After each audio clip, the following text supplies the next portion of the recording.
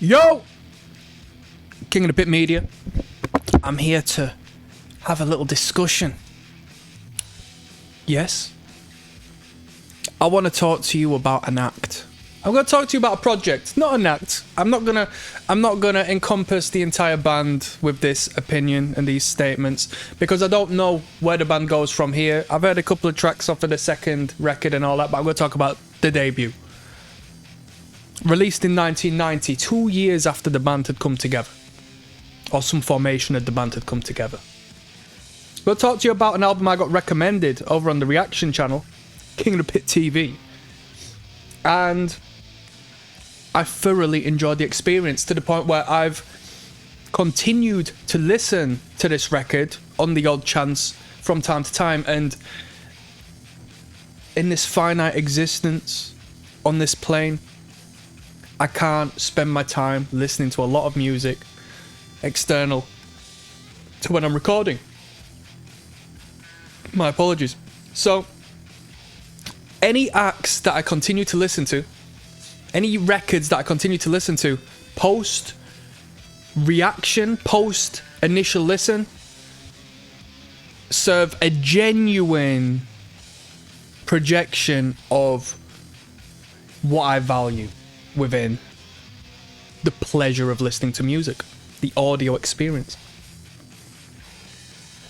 This wasn't a type of music I was prone to caring about prior to this, but this act single-handedly sold me a sound. This project single-handedly sold me a sound which allowed me to know it may not be as what I initially thought it would have been, the genre of music as a whole. I cast judgment. Even though there's a variation of genre or a variation of a spectrum within each and every genre of music, I thought generally speaking this particular genre is not going to be for me. We're talking sludge, by the way. I've probably put it in the title. Talking sludge metal, if you want to consider it metal. As for what sludge is, you tell me.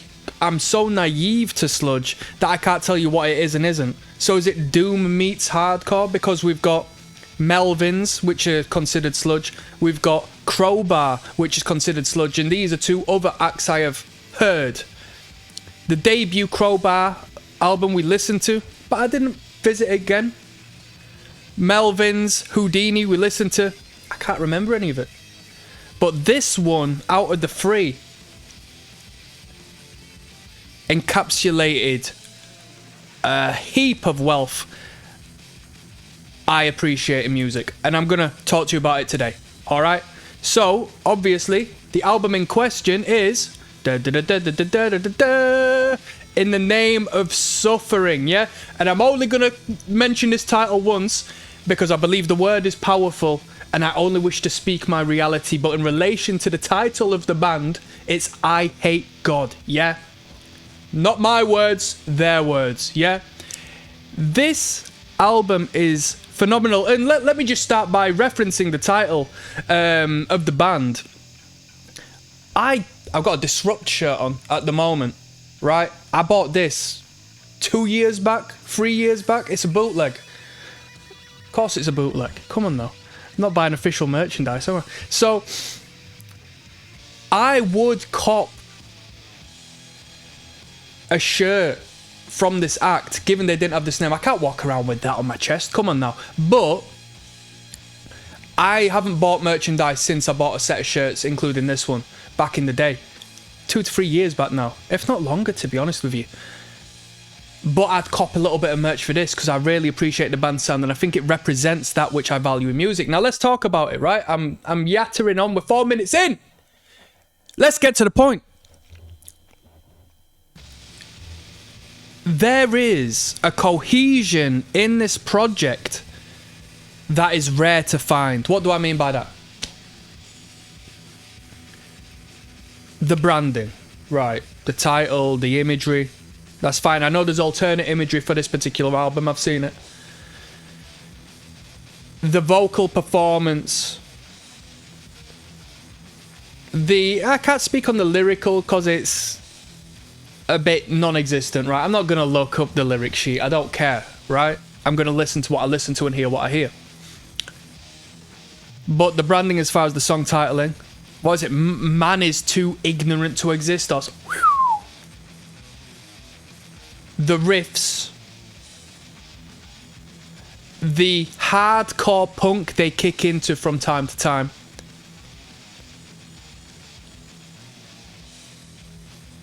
The shattering of the crash cymbal. The low budget production. And we're going to go into depths into so many of these points, obviously. It's all about the sound. Everything comes together in perfect unity, creating a project that isn't forced. And I know I had a quick brief look at the Wikipedia page prior, and it said, oh, we were just trying to annoy people and so forth. It's a bit of a rebellious statement against blah, blah, blah. All right, nothing new, nothing new. That's punk, innit? But there's an organic value here. There's a realistic value. There's an expressive, creative value and a bleak expression of what I perceive as an honest artistic expression, deeper than most bands' debut albums where they compose songs. Let's say we've got a great debut album. There's a lot of great debut albums out there, right? But these great debut albums are polished. They've taken time to compose the songs, compose the guitar solos, go to a good producer, go to a nice mastering, have a nice cozy title and nice cozy artwork, and it's good and it's well branded and it's marketable and it's polished and it's arguably a timeless classic as far as these other albums are concerned because of the polish and the glitz and glamour. But this act sells me on the darkness to that light. Regardless if this was just a rebellious album that they might shun themselves. I don't know too much about what the band thinks about it or what it represents. All I know is what I hear in the music is a thorough depiction of genuine punk rock music. I'm getting a call. I'll be with you in 1 second, people. Yo, alright, so I'm just having a ramble and a rave, yeah? So sorry about that, people. Sorry about it. I'm back. So where did we leave off? I don't even know, but we'll start again. We'll start afresh. So this record comes with a serious dose of organic roots, punk rock energy that you don't even find in hardcore punk. There's no manufacturing, it's harsh, it's extreme in its own right. It's punk rock because it takes hardcore punk and just makes it really slow and crushing. It's madness, it's madness, it's madness. It takes the spirit, the energy, the emphasis, and this bleak, dingy disturbance of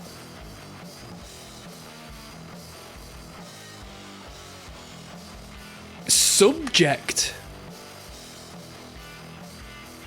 Cause, you know, I don't like to get into drug use and so forth because I don't think it's cool for a band. I don't mind people doing whatever they want to do, but you know, when you grow up and even when you're an adult, people sort of like gas on it. Oh, did you know they were doing heroin? And it's like, gives a fuck, you know what I mean? Welcome to the real world, people do. Do you know what I mean? And I say that because of this, right? Let me plug something for you here. This band you're going to understand this in a moment. This band speaks to me so much, yeah? Because look at my energy, yeah? Look at what I got here. I got a night cider, yeah? 8.4% volume, £1.35 sterling that's selling for. That's the energy. That's the energy, the poison, the toxicity, the head rush that I align with in relation to this project. Now, streaming, if not the one we listened to on YouTube when I was doing the initial reaction, it was remastered or revisited, whatever that means. So if that's revisited and that's the sound it sounds like, the initial recording must have been, for lack of better terms, pretty flipping bad. Pretty budget, because you would assume a revisit would be a remaster as well, right? The revisit, at the very least, comes with this salty, dirty grittiness that really, really, really, really gives me a kick. You can talk about dystopia and crust and stuff like this. Bruh, this outperforms any of that as far as the crusty essence is concerned.